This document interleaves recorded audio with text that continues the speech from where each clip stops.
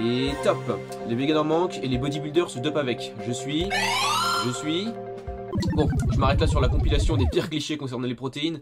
On va passer dans le sérieux. Ah bah oui, je désamorce, hein, j'ai pas signé pour me faire insulter, moi.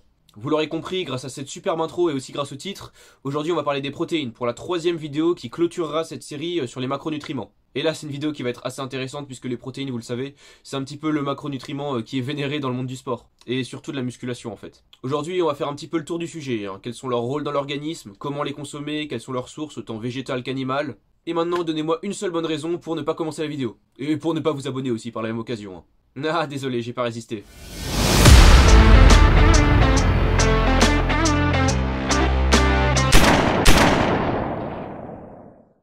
Bon, les protéines c'est donc un macronutriment. Ouais, c'est pas pour rien que la série de vidéos s'appelle comme ça. Et il est essentiel au fonctionnement du corps, c'est-à-dire que si tu consommes pas du tout de protéines, et bah tu crèves. C'est aussi le cas des lipides, mais c'est pas le cas des glucides. On l'a déjà vu dans des précédentes vidéos que vous pourrez aller voir qui sont super intéressantes et qui vous ont bien plu je crois. Bon, on va passer assez rapidement comme d'habitude sur le plan moléculaire des protéines. Et sur le plan chimique, les protéines c'est un vrai bordel. En gros c'est vraiment des molécules géantes qui elles-mêmes sont composées de plus petites molécules, mais vraiment des dizaines et des centaines de ces molécules là. Et ces plus petites molécules qui composent les protéines, eh ben on les appelle les acides aminés. En fait, les acides aminés, c'est comme des briques qui vont construire les maisons que sont les protéines. Et en fonction de sa composition en acides aminés, eh ben une protéine aura différents rôles dans l'organisme et surtout appartiendra à une famille différente de protéines, comme par exemple l'albumine qu'on trouve dans les œufs. Chez les êtres vivants, on retrouve 22 acides aminés différents, et on les retrouve tous dans le corps humain. Cependant, même s'il peut en synthétiser une grande partie, il y en a 8 qu'il ne peut pas synthétiser, et ceux-là, on les appelle les acides aminés essentiels. En gros, sur les 22, ton corps pourra en fabriquer lui-même 14 à partir d'autres acides aminés que tu auras apportés par ton alimentation. Et les 8 qui restent, eh ben, il est incapable de les synthétiser ou alors pas en assez grande quantité. Donc il faut absolument les apporter par l'alimentation si tu veux pas crever. Bon allez, je me chauffe. Je vous fais la liste des acides aminés essentiels que vous pourrez de toute façon trouver très facilement sur Google. On y retrouve la valine, la leucine, l'isoleucine, la phénylalanine, la thréonine, la méthionine, la lysine et enfin le tryptophane. Ouais bah je suis comme vous, hein, je les connais pas par cœur. Mais de toute façon c'est pas le plus important dans cette vidéo. Le but c'est de comprendre à quoi ils servent et comment les consommer pour que votre corps fonctionne au mieux. Bon, je me répète un peu mais c'est pour reposer les bases de ce qui va suivre. Mais votre corps chaque jour il a besoin d'une certaine quantité d'acides aminés et surtout des C8 qu'il ne peut pas synthétiser. Mais c'est pas une raison pour stresser parce que de toute façon les protéines on en retrouve partout. En fait il y en a vraiment partout dans la chaîne alimentaire, que ce soit dans le végétal, l'animal, à part dans certains produits épurés comme l'huile ou encore le sucre. Donc à condition d'avoir une alimentation équilibrée et suffisante, vous ne risquez pas la carence en protéines. Et en parlant des protéines qu'on retrouve un petit peu partout, maintenant on va s'attarder un petit peu plus sur les sources précisément de ces protéines. Comme vous l'avez déjà entendu, je pense pas mal de fois, et je l'ai sûrement déjà dit en début de vidéo, eh ben, il existe deux catégories de protéines en fonction de leur origine organique. Il existe les protéines animales, qui viennent donc du règne animal, et les protéines végétales, ouais, je vais pas répéter, hein. Et en fait, la différence entre ces deux familles de protéines, eh ben, elle s'arrête pas seulement à l'origine organique. Et en plus, dans une même famille de protéines, qui peut être les protéines animales ou végétales, on va avoir des différences entre les différentes protéines. Et cette différence, eh ben, c'est la composition en acides aminés de la protéine. Et c'est cette composition-là qui va déterminer la qualité de la protéine pour l'alimentation humaine. Et là, on va parler d'un truc qui est vraiment pas mal pour connaître la qualité d'une protéine et savoir sa capacité à être digérée et utilisée par le corps humain. Pour ça, on va déjà considérer la composition en acides aminés de la protéine en question. Et ça, on peut le faire pour n'importe quel aliment et pour, par exemple, 10 grammes de protéines de cet aliment, 100 grammes de protéines de cet aliment, etc.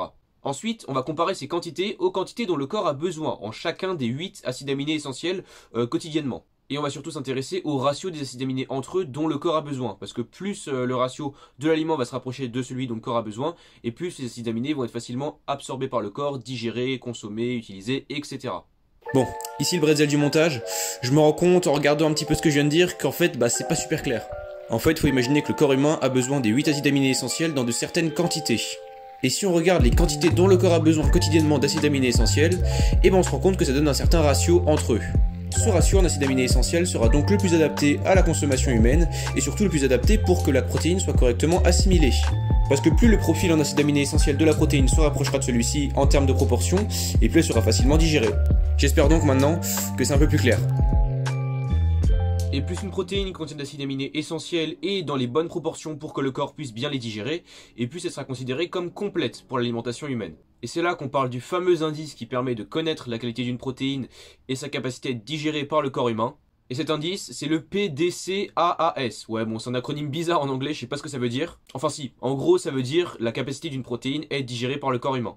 Et ce PDCAAS, le plus souvent, il est compris entre 0 et 1, avec 0 étant la qualité la plus dégueulasse d'une protéine qui puisse exister, et 1 la meilleure qualité possible, qui est digérée à 100%. Les protéines de référence, c'est l'œuf et le lait, qui ont un PDCAAS de 1. Et sinon, pour quelques exemples, on a le bœuf avec un PDCAAS de 0,92, le thon avec 0,90. Et sinon, pour les protéines végétales, on a le soja avec 0,91, c'est pareil que pour le blanc de poulet. Et les pois chiches avec un PDCAAS de 0,78. Et là, si on regarde le tableau en entier, on se rend très vite compte que, mis à part le soja, qui est un peu une exception dans le règne végétal, les protéines animales ont un PDCAAS bien meilleur que les protéines végétales et sont donc beaucoup plus adaptées à la digestion et donc à l'alimentation humaine. Cependant, et je dis pas ça seulement pour éviter la vague d'insultes qui va arriver dans les commentaires si je corrige pas ça rapidement, le PDCAAS, ici comme on l'a vu, est considéré sur un seul aliment. Sauf que, dans la vie de tous les jours, soyez honnêtes, personne ne mange un seul aliment à la fois, lors d'un repas par exemple. Et le PDCAAS, donc, il va être plutôt considéré sur un repas, voire sur une journée. Parce que oui, la digestion, à part si t'as un transit hyper violent, je pense pas que ça dure que quelques minutes chez toi. Et si on considère le PDCAAS d'un repas, voire d'une journée, plutôt que d'un seul aliment, on va se rendre compte qu'il est bien meilleur, parce qu'en fait, les profils en acides aminés, ils vont se combiner, se compléter entre eux, et donc le profil va beaucoup plus se rapprocher de celui qui est idéal pour le corps. Et dans ce cas-là, vous aurez une meilleure quantité, un meilleur ratio en acides aminés essentiels pour que votre corps puisse bien les utiliser. Et donc, vous aurez rempli vos besoins en acides aminés essentiels et donc en protéines journaliers. Et là, on va prendre un exemple tout con. Imaginez une personne, ça arrive très souvent, qui ne consomme pas du tout de protéines animales. Une personne végane, donc, qui ne consomme que des protéines végétales. Et là, on pourrait penser que ces protéines seraient bien moins adaptées pour l'alimentation humaine, ce qui est vrai pour un aliment isolé, et que donc, elle aurait une bien moins bonne synthèse protéique, une moins bonne digestion, etc., et donc sera en moins bonne santé. Mais ce qui va sauver cette personne végane, c'est que toutes les protéines végétales n'ont pas du tout le même profil en acides aminés. On va prendre un exemple tout con, les légumineuses, donc les lentilles, les pois chiches, etc. ont plutôt un déficit en méthionine, donc un des 8 acides aminés essentiels, tandis que les céréales, elles, sont plutôt carencées en lysine, donc elles vont manquer de lysine dans leur profil en acides aminés. Mais en combinant ces protéines végétales entre elles, donc par exemple les céréales avec les légumineuses, les profils en acides aminés et les ratios vont s'améliorer en se combinant, et donc on aura un profil en acides aminés bien meilleur. Ce qui fait que le PDCAAS sur la prise alimentaire sera bien meilleur que pour un aliment isolé, et il est par exemple de 1 pour les haricots noirs combinés avec du riz. Donc si vous combinez plusieurs sources de protéines sur une journée, vous ne risquez pas d'être carencé en acides aminés normalement. Après, pour les protéines végétales, il y a d'autres inconvénients qui vont un petit peu empêcher leur absorption, comme par exemple les antinutriments qu'on retrouve dans les légumineuses par exemple. Et ceux-là, ils vont rendre plus difficile la digestion, donc l'absorption notamment des protéines. Et ça, c'est pas pris en compte par le PDCAAS, donc faut quand même un petit peu faire attention, même avec cet indice-là. Et maintenant qu'on a bien développé sur l'aspect de la qualité des protéines, mais également sur l'aspect de la santé, on va un petit peu plus se diriger vers le côté sportif et la quantité de protéines journalières. Parce que si les protéines sont essentielles à la vie, vous vous en doutez, elles sont d'autant plus essentielles aux sportifs. L'OMS, l'Organisation mondiale de la santé, conseille environ 0,8 g de protéines minimum par kilo de poids de corps et par jour. Et là, le mot minimum prend toute son importance, je trouve, parce que franchement, 0,8 g par kilo de poids de corps, c'est vraiment pas grand chose. Mais ça, c'est plutôt appliqué à des personnes sédentaires, parce que si vous pratiquez une activité physique intense et régulière, là, les besoins vont augmenter. Parce qu'en fait, c'est logique, pendant l'effort, vos muscles vont subir des dommages musculaires, un stress, qu'il va falloir réparer par la suite via l'alimentation et donc notamment les protéines. Parce que oui, les muscles dans le corps humain, comme chez les animaux d'ailleurs, c'est full protéines.